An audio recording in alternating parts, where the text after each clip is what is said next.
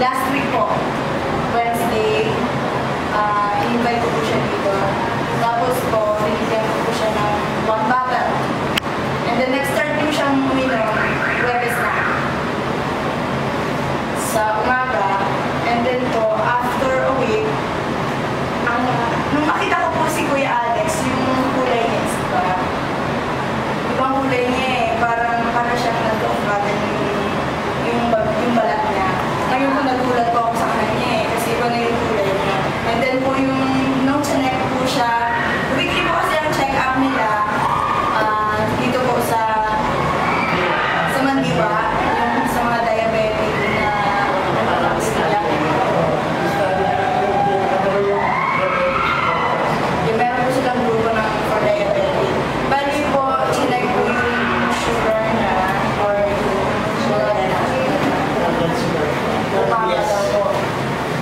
Pwede po pa kayo mag-share ko yan.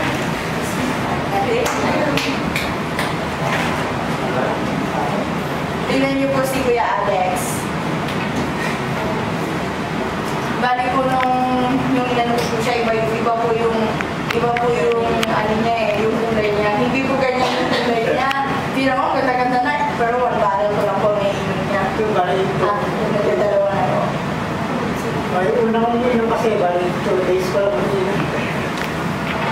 2 days pa lang. Yung last ano kasi, hindi pa natin. Parang sugar ko, talagang nagtuwagay. Dahil magkaroon na Ngayon po, ito na po. Ngayon po, ang laki po ng ibinaba po. 2 months na po. Halos po, in 2 months po, laging ganun po yung ano niya, yung sugar niya na 300. Ngayon po, 100 plus na lang. Thank you po, Kuya Alex. Ito pa po, mayroon po akong share po sa inyo. Bali po yung, kasi nagtatrabaho naman po ako after po ng turo po ng aerobics, nagtatrabaho naman po ako sa optical shop. Bali po, ideal vision naman po. Hindi po optical shop po yun. Pero ideal vision po siya sa paggawa po ng mga eyeglasses, contact lenses po.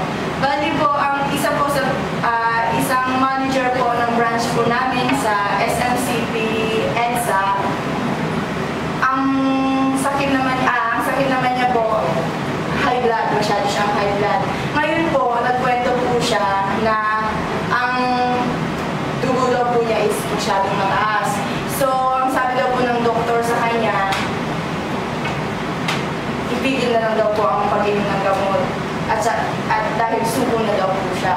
So, ang sabi ng doktor, wala na daw po siyang magagawa. Mag-jogging ka na lang. Sabi po ng doktor sa kanya. So, ang ginawa ko po sa kanya, in-offer ko po sa kanya yung barley, isang bottle. Pinadalhan po namin siya, tapos pinainom po namin siya. Kumanda po yung ano ng katawan niya, kinabukasan daw po. Grabe daw po yung pupo niya, as in daw po swak na swak talaga.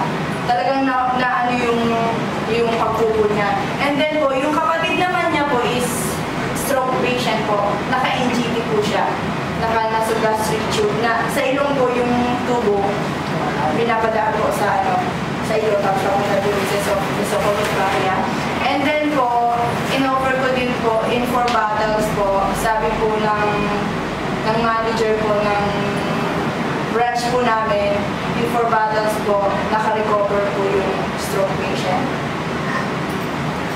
Okay na po siya ngayon. And then po, yun. Nag-order pa po siya dahil po gusto niya ma-share po niya sa